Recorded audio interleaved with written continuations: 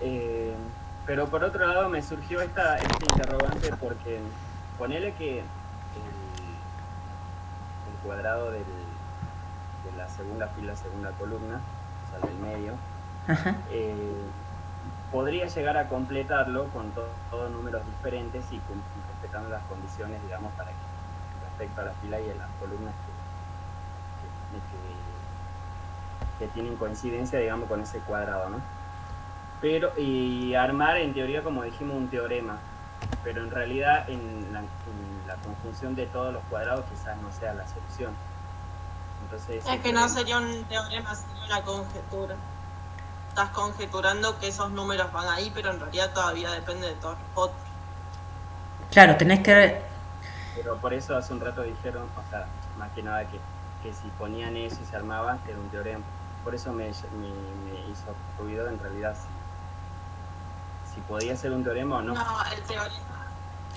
el teorema es solamente el del 5 que dijo Noé o nadie, no me acuerdo, porque ya no te queda otra que en ese cuadradito el 5 tenga que ir abajo del 4 y al lado del 6, porque los otros cuadraditos están negados por justamente los cuadrados de al lado que tienen 5 en esas filas. Claro, las dos primeras filas ya tienen un 5 y el único lugar vacío en la última es para 5 es ese. Entonces eso es un teorema, porque no te... Eso sí, Pero sí, si en vez de 5 pusieras 7, ¿qué podés decir ahí? ¿Qué se obtuvo? Si yo pongo un 7 ahí, ¿qué obtengo? En ese mismo cuadradito donde ya sé que tiene que ir un 5. Una contradicción porque además hay un 7 justo en esa fila. Exactamente. Entonces, esa no sería un razonamiento válido porque contradice uno de los axiomas, que no puede haber dos números en la misma fila.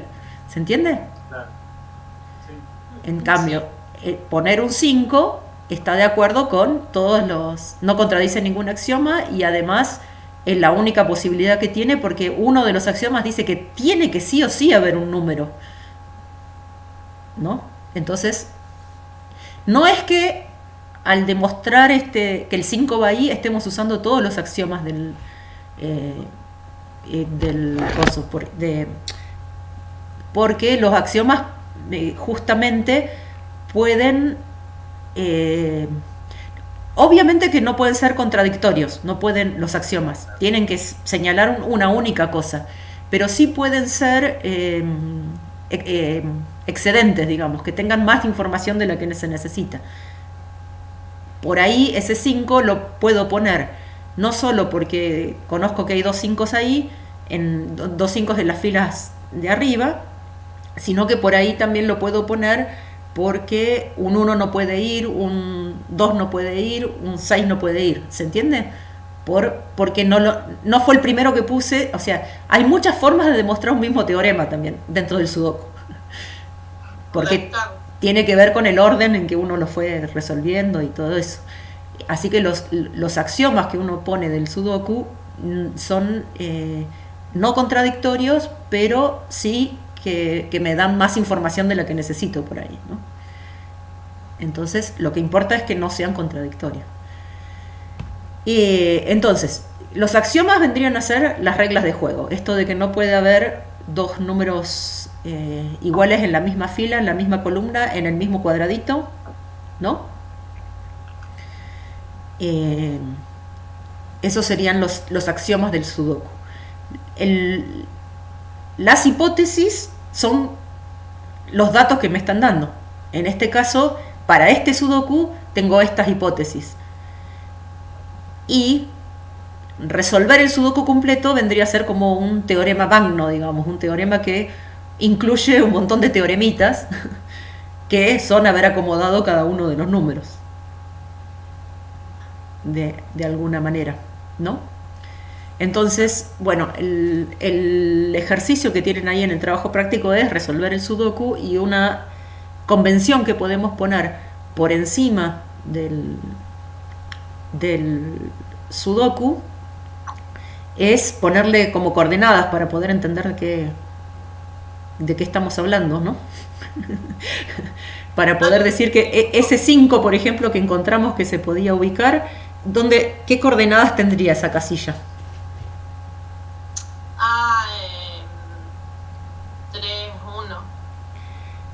3 estás contando los cuadrados grandes, ¿no?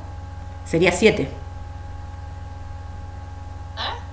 A ver. Depende de cuál sea el punto de referencia. Claro, eso es lo importante. Estaba contando los cuadraditos chiquitos desde arriba, o sea, fila por columna, entonces... 7-1 porque hay un práctico dice que el 1-1 es el que está... Abajo.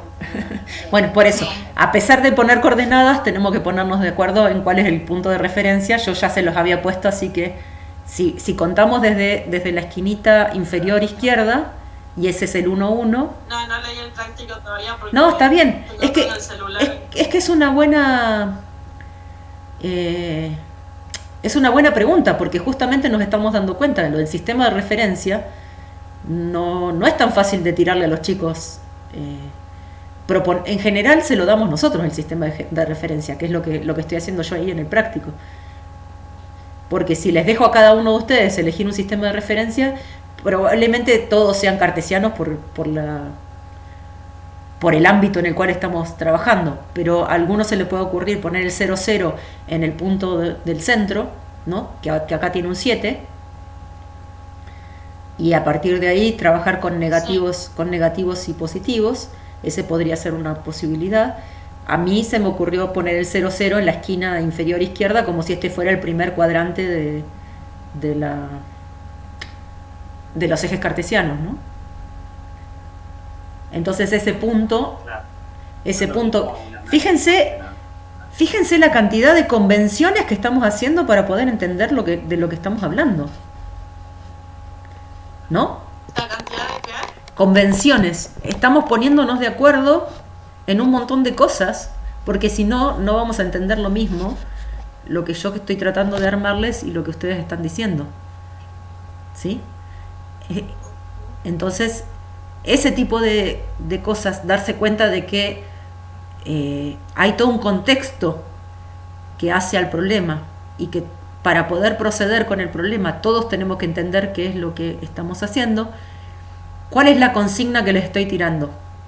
Yo, además, ¿resolver el sudoku o pensar acerca de cómo se resuelven los sudokus y relacionarlo con la demostración? O sea, acá hay consignas de distintos niveles. Un nivel podría ser simplemente resolver el sudoku, pero yo estoy usando el sudoku como excusa para que nos pongamos a pensar en las cosas que suceden cuando uno hace una demostración. ¿De acuerdo? Ese es un meta-análisis, digamos. Un análisis por sobre lo que estamos trabajando, ¿sí? Bueno, hablando de eso, entonces, yo propuse que el 4, por ejemplo, que estaba en la primera fila de abajo, ¿qué coordenadas tiene ese?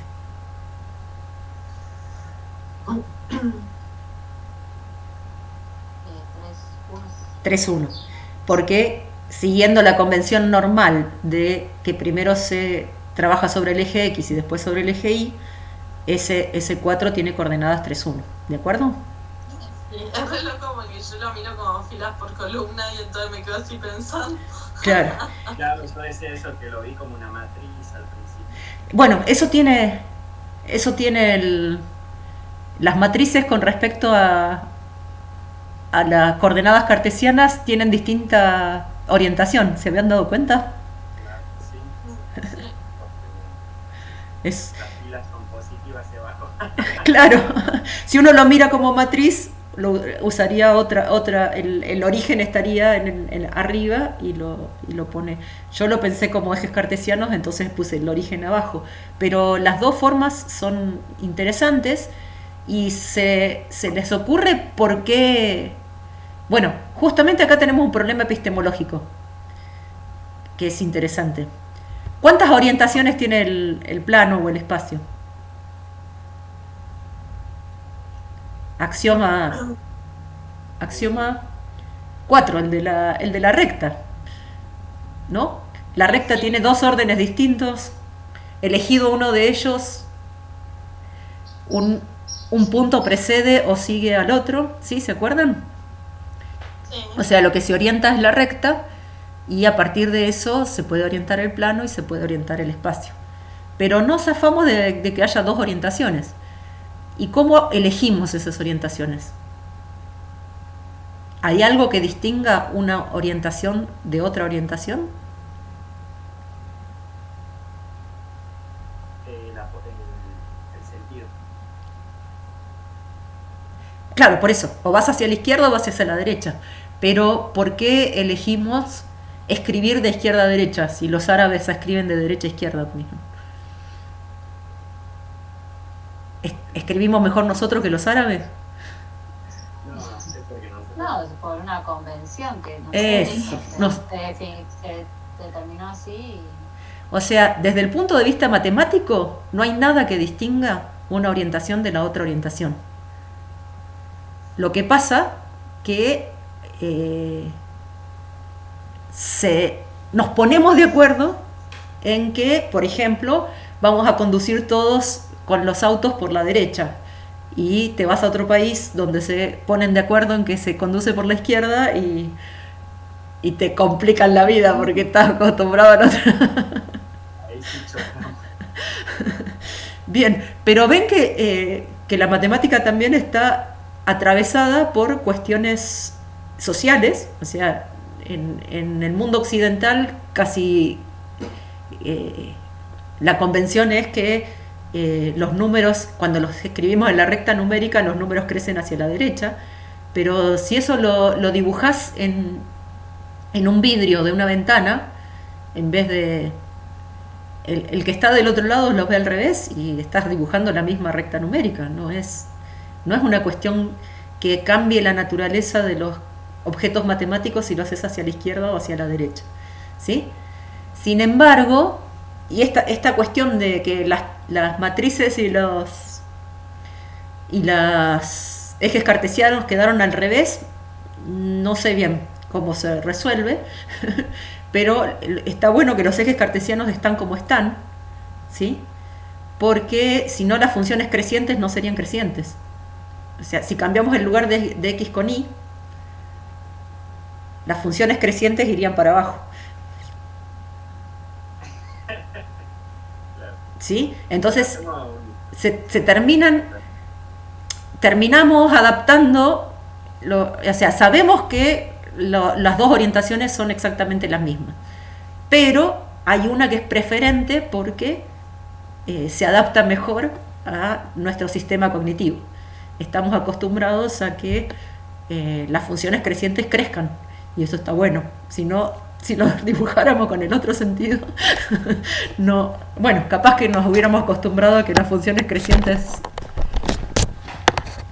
ruedan, pero no, como estaba pensando en una bolita, ponerle arriba una bolita a la función, se va a caer. Bien. Quizás las que hubiesen definido de creciente y ya. Claro, pero fíjense, ¿dónde está la epistemología acá que yo le dije? Acá tenemos un problema epistemológico.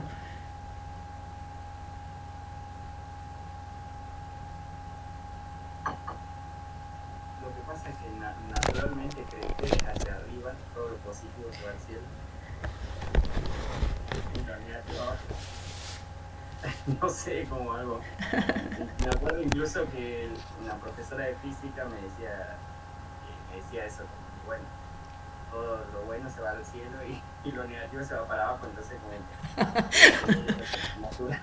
como que no se discutía esas cosas. Pero sí tenía sentido, por ejemplo, si estás sumergiéndote en un líquido, en un fluido, ahí sí tiene más sentido, es como que te da la noción de que si vas para abajo, la fuerza que estás ejerciendo y todas las cosas que tienes que emplear, y si vos te desplazás hacia no sé...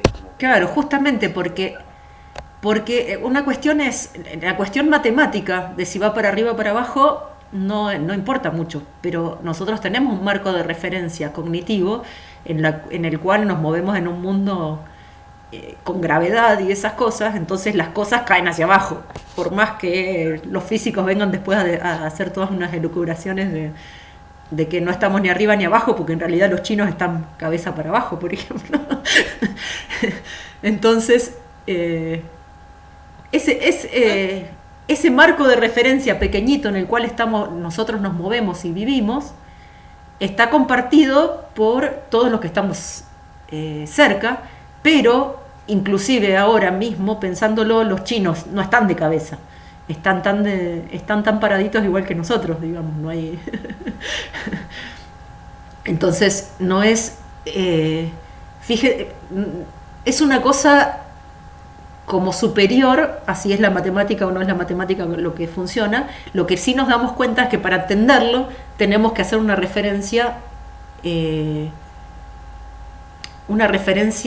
cotidiana a algo para poder ponernos de acuerdo, porque si no, no nos vamos... o sea, no podemos dejar todo en abstracto. Sabiendo que hay dos orientaciones, usamos una convención, nos ponemos de acuerdo para decir, se escribe de izquierda a derecha, los negativos los ponemos a la izquierda del cero y los positivos a la derecha del cero. Lo mismo con los ejes cartesianos, el eje de las ordenadas crece para arriba y es negativo para abajo, y ese tipo de cosas son todas convenciones, ¿sí? Acá en el Sudoku también. No es que la convención esta que estamos determinando ahora de ponerle ejes cartesianos sea una convención que se necesita para trabajar con el Sudoku, pero sí la necesitamos nosotros para poder entender de qué casilla estamos hablando, porque no estamos haciendo, no es nuestra misión resolver el Sudoku, sino hacer un paralelismo con lo que pasa cuando uno tiene un problema de demostrar, digamos, ¿sí? Eso es lo que les quería decir de Polya, que no terminé de redondearlo. Polya, con este libro que es muy conocido y que por ahí yo creo que lo tengo en PDF, se los voy a poner para que más cosas extras para que tengan, o sea, la página de Pedco tiene millones de cosas que no son que son totalmente accesorias, pero está bueno que si tienen ganas vayan y consulten cosas, porque hay libros muy muy buenos como para que los miren. Polya, lo que ya les dije que fue un pionero en el tema de proponer la resolución de problemas en la educación, ¿sí? Porque esto tiene que ver también con toda una tradición de que la matemática se enseñaba enseñando solamente Euclides en un momento. Después vino todo a principios del siglo XX, por ahí, vino un movimiento en educación que se llamó estructuralista, donde como en la matemática se estaban enseñando, empezando a entender las estructuras de grupo y esas cosas, se pretendió enseñar a los nenes teoría de conjuntos y grupos y cosas desde muy pequeños, y terminó siendo un desastre porque nadie entendía nada, y ahí es donde también hay una raíz importante de por qué a mucha gente no le gusta la matemática, porque les estaban enseñando cosas que no tenían ningún asidero con lo de siempre, ¿no? O sea, no se entendía porque estaba en un nivel tan abstracto que quedaba fuera de conocimiento. No podían engancharse los chicos con la matemática porque no entendían de qué estaban hablando, por tan abstracto que lo habían hecho. Entonces, el movimiento de resolución de problemas, que viene a recuperar a partir de Polya y también otros que le siguieron, él clasificaba a los problemas en problemas de resolver y problemas de demostrar, ¿sí? Porque muchas veces la mayoría de los problemas que le proponemos a los chicos es resolver la siguiente ecuación, o cuántas manzanas tenía Pedrito, si salió con 18 perdió la mitad, se quedó. Todo eso es un problema de resolver, de encontrar la incógnita. Pero los que les proponemos en geometría euclidiana, por ejemplo, o en muchas de las materias de matemáticas, son problemas de demostrar. Saben de dónde parten y saben a dónde tienen que llegar, porque en general les dan el enunciado del teorema. Demostrar que tal cosa implica tal otra. O sea, saben el punto de partida y saben el punto de llegada. Lo importante es el camino, ¿no? Entonces, Polya propuso esta clasificación de los problemas en prácticamente estos dos tipos: problemas de resolver y problemas de demostrar. Nosotros acá estaríamos teniendo un problema de demostrar, porque poner el 5 en el lugar donde lo pusimos es porque dimos todas las justificaciones para decir ese 5 tiene que estar ahí, en la casilla 1.7. ¿Estamos de acuerdo? Bueno, ya estamos en 9:15. Habíamos quedado que por ahí más o menos cortábamos, ¿no? Tienen bastante trabajo para hacer con el trabajo práctico. Ahí yo les puse, fíjense, del trabajo práctico no tienen que entregar todo, eso es importante, ¿está bien? Ahí en el mismo Drive puse un documento compartido donde eso ahí tienen que entregar. Y trabajen colaborativamente, ¿sí? O sea, lo importante, que acá cuando trabajan colaborativamente tiene que haber mucho compromiso de ustedes de que lo que pone otro lo lean, ¿no? O sea, no es solamente repartirse el trabajo y pongo mi partecita y listo, ¿sí? Sino que la idea es que ponen su partecita porque se pusieron de acuerdo quién llena cada cosa, ¿está bien? Pero lean lo que van poniendo los otros compañeros y discutan lo que van poniendo los otros compañeros, porque por ahí no tienen por qué tener una idea acabada de todas estas cosas, porque no hay ideas acabadas de todas. Algunas cosas tienen definiciones y eso es lo que nos gusta a los que trabajamos más en matemática, pero algunas cosas son para discutir. ¿Las discusiones tienen que ir ahí en el mismo Drive? Vayan viendo ustedes, ¿no? Es más que nada un documento de trabajo, digamos, como para... Y también les puse para...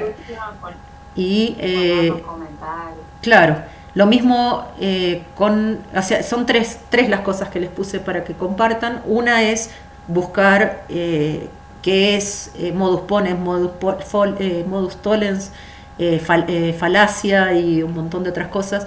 Por ejemplo, de falacias ahí pueden encontrar páginas y páginas de falacias, porque hay falacias gramaticales, hay falacias lógicas, hay falacias de convencimiento, o sea, hay un montón de cosas que pueden ser falacias y bueno, nos interesan más las falacias lógicas nosotros, ¿no? Pero pueden encontrar otras cosas. Y después tienen 2 tareas que esas se las reparten. Hacen 3 y 3, como siempre.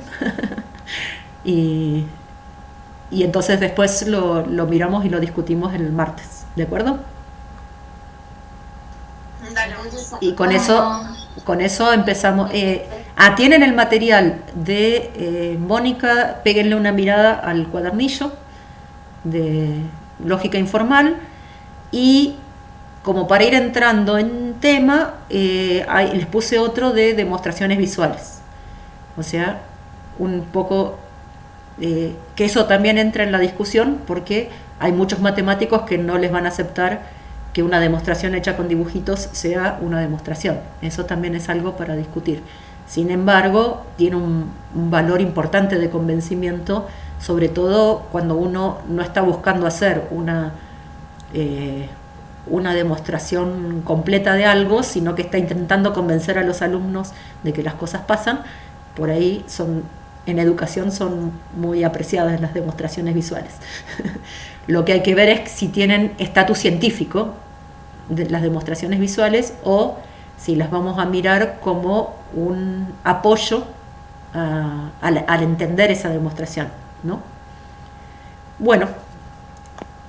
Marta, perdón, sí. el trabajo práctico lo desarrollamos en ese mismo documento. No hagan, o sea, lo que tienen que entregar es lo del compartido. Okay. El documento es como si fuera un PDF, digamos. Sí, por ahí, bueno, sí vamos a discutir el martes las preguntas que aparecen ahí sobre el Sudoku. Otro juego que deben conocer es el de Buscaminas, que aparece en todos los de Windows. Y bueno, el Buscaminas justamente no es lo mismo. Tiene un comienzo bastante diferente, ¿no? Que en cuanto a que uno por ahí la primera tecla que pone ya es una bomba y Y eso no lo sabemos, digamos, ¿no? Entonces, Sí. ya, ese tiene una componente diferente que el Sudoku, donde te están dando toda la información al principio, ¿no? ¿Qué decís, Yamin? ¿Ese es medio de suerte o tiene una lógica? Yo nunca lo entendí ese. Ah. Sí, Bueno, ahí está tiene la explicadito un lógica. poco, creo.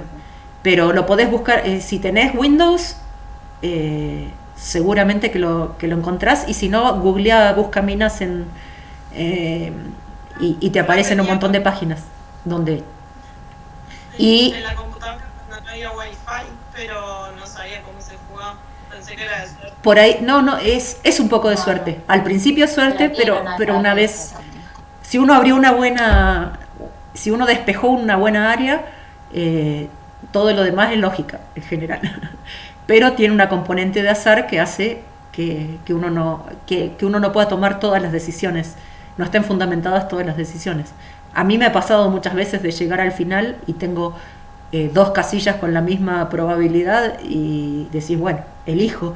Y a veces salió bien y a veces terminó el juego ahí. O sea, termina de alguna de las dos maneras, o explotado o despejás la que corresponde. Así que bueno, pero ese tipo de cosas son las que queremos discutir un poquito, ¿no? ¿Qué pasa con el azar en la matemática? También es algo importante epistemológicamente. Si se puede trabajar o no con el azar. Eh, bueno, nos vemos el martes, tienen bastante trabajo. Como les decía, los textos son más para que los vayan leyendo con tranquilidad. Los vamos a ir trabajando. Es más importante que resuelvan el Sudoku y el Buscaminas para la próxima. Y la idea es que vamos a discutir un poquito estas cosas y yo voy a hacer una presentación de PowerPoint con otro artículo que no les estoy compartiendo ahora. O sea, prefiero que vean primero mi presentación y ese sí es el artículo fundamental para leer en esta unidad. Pero yo voy a hacer primero una presentación de PowerPoint y esa lectura va a ser de la semana que viene para la siguiente. ¿De acuerdo?